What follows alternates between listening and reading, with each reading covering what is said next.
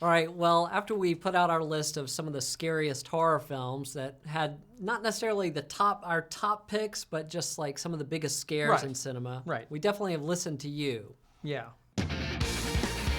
Some of the ones you recommended, Forget Me Not, Friday the 13th, obviously, Candyman, It. How many Candy? Because there's been 11, there's been 14 of them, I think. Well, yeah, this was just one, so it's hard to choose. Yep. Alien, of course. Of course, Alien. It, Rabid. Right.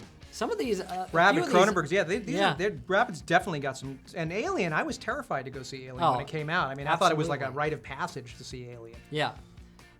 Pinhead. Yeah.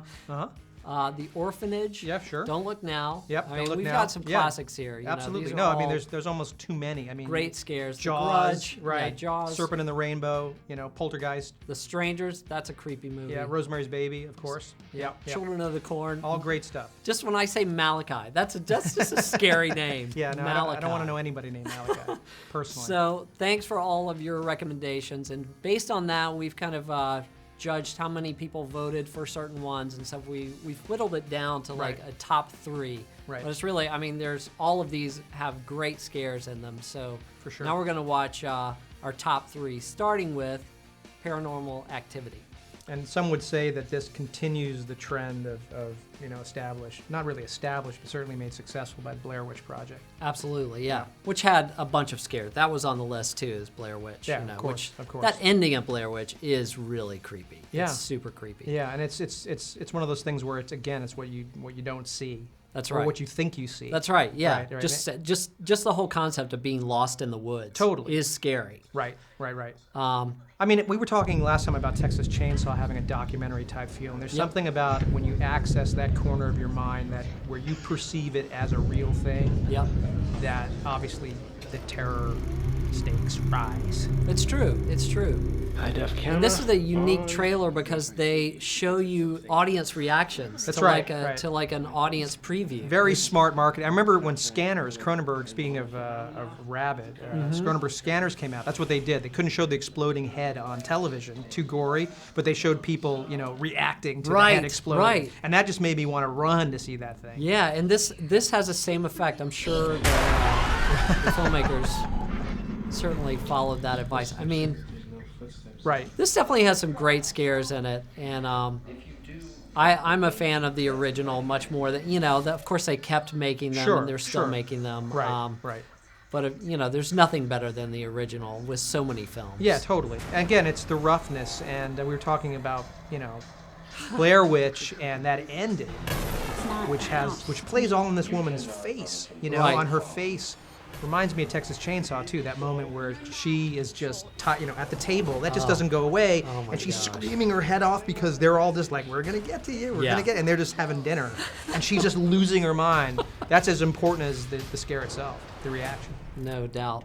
So Paranormal Activity, I mean, apparently, he made it for just like $15,000 or something. And I guess Spielberg stepped in at the end when they were about to do distribution and said, let's add this to the ending, so it has this more of a bigger button at the end. But definitely some major scares in that movie. Good choice. All right, let's see. Working our way up the list, this is number 2. And, of course, we were going to talk about this one before, but certainly it's worth talking about the original Nightmare on Elm Street. Sure. Or A Nightmare on Elm Street. A Nightmare, right.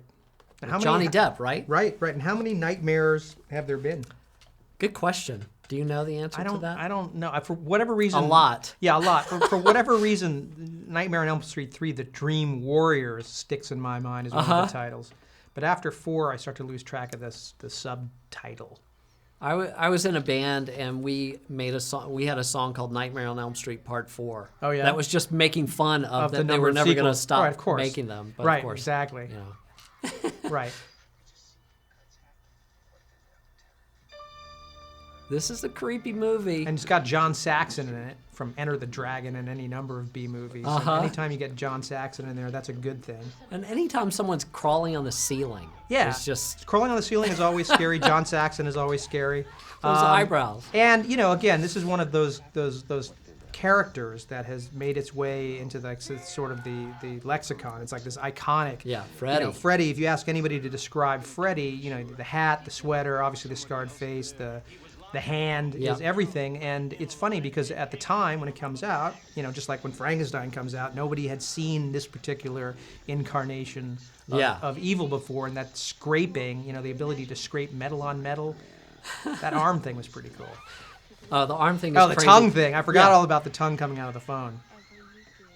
Now, the sweater itself is not that scary. The striped red, alternating red stripe, I don't think that's particularly... That could be just sort of comical. It could be like, Where's Waldo? Right. Could be child-friendly, the sweater. Right. But you had the hand and the potential for death in your sleep. That's right. That is not... That's not really child-friendly. I mean, I think that's such a smart and genius concept. Just like, don't go to sleep. Right. It's just right. Oh my God. Well, Craven kept doing. He did another one called Shocker, which people haven't seen. We go. Somebody. Anyway, it doesn't matter. But definitely good choice again. Very good on Elm choice. Street. Right. No one said last. Speaking of Craven, no one said Last House on the Left, the original Last House on the Left. With again, like Texas Chainsaw, is like too real for its own good. When did that come out? That's early '70s, and I remember the title for that. The poster was like, just keep repeating to yourself, it's only a movie. Oh my god! Because it just wasn't movie-like. It was just messed up. That is so creepy. All right, so what's the top of our list here? Top of the pops. We're gonna watch two things from this since it's number one. This got multiple recommendations and backing for the scariest movie. Now, Now I have to say, I remember when I went to see. When I tease it for a second, I went to see Friday the 13th, the original Friday the 13th. Yep. The Sean Cunningham original. Yep. And I brought my little sister with me, and this trailer came on. Oh my god. And she was convinced that I had taken her to this movie instead. Really? She had no problem going to see Friday the 13th, but when the trailer for what we're about to show you came on, she lost her mind. And I had to tell her, no, it's just the trailer. We're not going to see that because there had been so much hype about this being potentially the most scary, unnerving movie, that the idea of seeing teenagers cut to ribbons, eyeballs coming out, that didn't matter. No problem. This was too much. Right. All right. So this is what my little sister lost her mind over when this image came on. And it is creepy. Just the title. She was like, no. She's like climbing out of the chair. Because the idea of Stanley Kubrick making a full-blown horror film. Right. With someone like Nicholson just meant that you were going to get rolled over. I mean, it just felt like, without knowing anything, that you were going to lose your mind. Right. Now, arguably, people have said, and even Stephen King has said, this is not my book. This is not that scary. I mean, King is the one who said, this isn't scary. It's more of an interesting, it's more of an atmosphere than it is truly terrifying. I mean, what are the moments that scare you? Well, it's true. It is more like a mood piece. It's just the mood of being in this hotel and is it haunted? And of course, the trailer. I mean, you don't see what happens in the movie, but this trailer, the blood coming out of the elevator. Are you kidding me? Right. And the idea that, of course, there are things that are shocking. The images of the dead Grady's hatcheted children. Yeah. The naked woman that becomes the naked Haggerty old woman coming at you is... Oh, it's super creepy. Is creepy. And again, children in jeopardy, dead children, that's always creepy. But in terms of pure shock, I mean, what do you remember being shocked or like, like what do you they show Paranormal Activity, everyone's like flying out of the seat. True. What did you fly? Do you remember flying out of your seat for The Shining? Really just his face at times, it's just him coming through the door it's super scary. True. I mean, the second Nicholson gets the axe out and decides to go after the family. But part of it is Nicholson at this point. Nicholson has moved into playing Nicholson. And so I'm not that scared of Nicholson. I'm scared of an axe. Yeah. Being wielded at my head. I mean, the thing that's so great about The Shining also is and I think part of it that takes away possibly from the pure fright is just that you marvel at Kubrick's filmmaking. I mean, whenever Kubrick makes a movie, it's just there's something to observe from a filmmaking perspective that's just beautiful, you know. Yeah. And so, like, look at that. I mean, there's just, and that's a set. You know, Right. that's actually a set on the back lot. That's just a facade. But you just marvel at the imagery, which I think, you know, sometimes works against the scare. Right. Right. Although then again, I've seen this so many times, maybe I've forgotten whether I was genuinely afraid. Well, I think there's just something, you know, like with a lot of films that are on the list, and certainly like with The Omen, you know, that's just like this kid being possessed by something and going against his family. Right. This one, just this father going against his family. It's Again, like, yeah. oh You're no, right. you know, it's like the person. And Shelley Duvall, like, this is similar to Texas Chainsaw, where her reaction is just so pure. Right. And she is so scared, and she's letting it rip there that makes this moment work. Yeah. Yeah. Where it's like, you know who it is. This isn't like, you know, someone in a mask that you're not sure who it is. It's your husband. It's like your husband, the father, you know, has lost his mind. Right. And it's just... Yeah. And of course the classic line. Here's Johnny. But that's a laugh. You know what I mean? That's the thing. It's I true. mean, people, True, you know, people always say that part of the fun of horror movies is that you laugh. That's right. You That's scream right. and then you laugh, or there's black humor in it. Obviously, Here's Johnny is. I mean, you have fun with Nicholson saying that line. It's not like I'm not crawling under my seat when he says that. Yeah, you that's know? true. That's true. No, it's a good point. And I think even with the films like Friday the 13th or Nightmare on Elm Street, you're so scared that you start laughing. Right. It's this weird tipping point. Right, and you want that know? release. You know, It's kind of like with great comedies, you laugh so hard you start crying. Right. You know, it's Right. this weird combination of the opposite feeling. Right. Yeah. Exactly. That's so weird. I've never even really thought about that, that's true. actually. That's true. But there is this kind of thing that something's so scary that you laugh. I guess you're just trying to internally... Except for the original Texas Chainsaw, in which I actually cried. I was so scared that I was crying. Oh my God. Well, this is definitely a great list, and those are three, you know, certainly very different films. Yeah, You know, yeah, and- Paranormal Activity, Nightmare on Elm Street, and The Shining. Very different films, all very scary in their own way. Absolutely. And I think very telling of like how some of the best horror films have progressed, you know, with The Shining, where you have this master filmmaker with A-list actors putting together this an incredible, you know, story, putting together this incredible piece, and then A Nightmare on Elm Street is just kind of classic 80s horror. Right. Well, it just shows you that the genre can be anything. It can be the most low budget, no stars, and sometimes even more effective. That's right. You know, yeah. case in point, Paranormal, you know, Texas Chainsaw again, and Last Yeah. House on the Left, so forth. And then you get things like The Shining or Poltergeist, you know, Yeah. which, I mean, we didn't even talk about Poltergeist. Poltergeist has tons of scares. Absolutely, and that's a big, yeah. you know, Spielberg-produced, you know, epic for that matter. So it's a very, you know, it's a genre that can be approached from any kind of angle and work in so many different ways.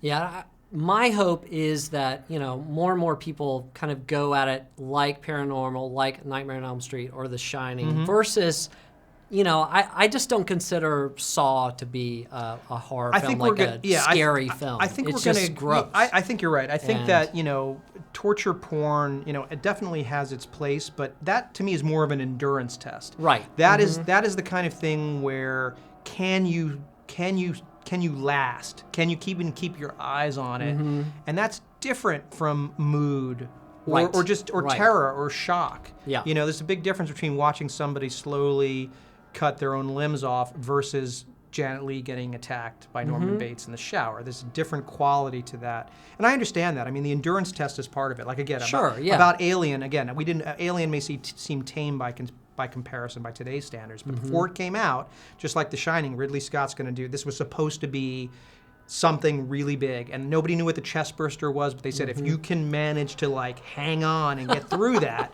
you will have passed this test. It's almost like people were going to have like t-shirts like I survived Alien. Right, So there's something about torture porn, I think, that people watch either because they, you know, there's some sick fascination, or they love it, or whatever it is. But or they just want to say that I got through it. Right. I true, watched true. it. Yeah. I watched Human Centipede too. That's interesting. I got through it. I get my little I got through it badge. All right. Right. Which is something, And I guess same with, some of the better, that are more the mood piece kind of horror films, like to get through that. Yeah. Because they are disturbing. They do stay with you, and they just prey on these very normal fears. Yeah. Like, I'm afraid of the dark, or I'm Right. afraid to be out in the woods by Right. myself, Right. just these Well, things that Totally. happen. I mean, Jaws, The Exorcist, those play mostly on feelings of dread, because even though they're punctuated by these extreme, violent, obviously iconic scenes, whether it's, eating Quint or bile flying, there's still, once that is established, then the feeling is, oh my God, when is this going to happen next? And that's what sustains that. That's what really drives an audience into that sort of place, because it's going to come. Even the original Halloween is like that. There are actually only a handful of actual murders, but once it's been set up, you know that it could happen at any moment, and so you dread that moment, and that is actually sometimes more powerful than the impact. So, as a filmmaker, where are you hoping that horror goes next? I mean, is there, because we've definitely seen an evolution to approach. I mean, what do you think's next on the horizon? I don't know. I wonder if it's, film is very cyclical. I wonder if there'll be a move away from hardcore graphic violence into something that is more atmospheric. I mean, we've seen some of that, and that, like I said, that can be as terrifying or more terrifying. Sure, yeah. And I think because it's like CGI, when you've seen it all, you've got to go somewhere else. Almost like when everything is right in your face, you've seen it, you become desensitized to that. So then you have to start asking yourself, what is the thing that really makes you afraid? Right. And maybe it is the unknown. Maybe it is the thing that you don't see. Maybe it is like in Blair Witch. It's that thing. What is he doing in the corner? What's happening? Yeah. It's the deep thing that you can't possibly fathom. And if you can illustrate that in a film, I think that will start to scare people again, because I don't think people are easily scared anymore. Right. The only thing you can do is like what Sam Raimi did, a long time ago, and I hear he's going to do Army of Darkness too. I can't wait. Which is the blend of horror and comedy. Right. And Evil Dead 2 is obviously the best, and some people have pointed that out too, and that should be on the list. Yeah, absolutely. That it's this incredible blend of, crazy, almost goofball Three Stooges humor with the hardest core violence, and somehow when you put those things together, it makes a new thing. It's like a cocktail. It makes something new. It's not, if you put torture porn with kind of crazy ass comedy, that's going to be something else. Interesting. So maybe it's the combination of elements that that's all. Maybe that's all you can do is like rearrange these elements into something new. A musical hardcore torture porn. As they're sawing, they break off, and I miss this limb of mine. Awesome. Well, thanks so much for commenting and letting us know what some of your favorite horror films are. And thanks for joining us again. Subscribe to CineFix for more film talk and commentary. And we'll see you next time. See you next time. Ladies, children, cheer. Some people call me a terrorist. I consider myself a teacher. Lesson number 1. Heroes. There is no such thing.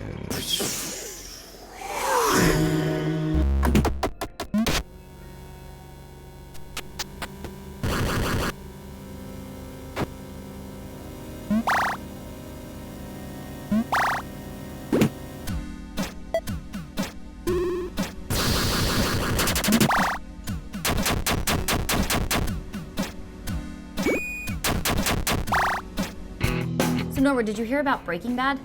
Yeah, it's over. I'm bummed. Yeah, no, apparently Katzenberg is at MIPCOM in France right now talking to the creators of Breaking Bad about offering them $75 million to create 3 additional episodes.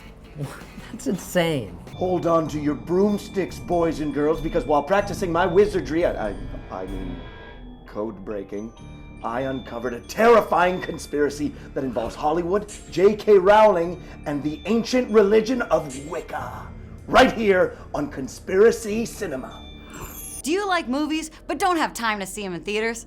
and then forget to watch them when they come out on Netflix? You think actors are cool, but you can't remember all those names? Well then welcome to Kate's Movie Review. Hey, you like movies? No, it's movies with... Welcome to Movies with Kate. Run around a forest with a stone-faced expression while killing more animals and making more money than basically anyone your age ever. Then get all moody and depressing, throw a couple of cuss words around, and learn to dance. Now listen up, because this is an important step. Win the Oscar. And if you've done all of that already, well, you're well on your way to becoming Jennifer Lawrence.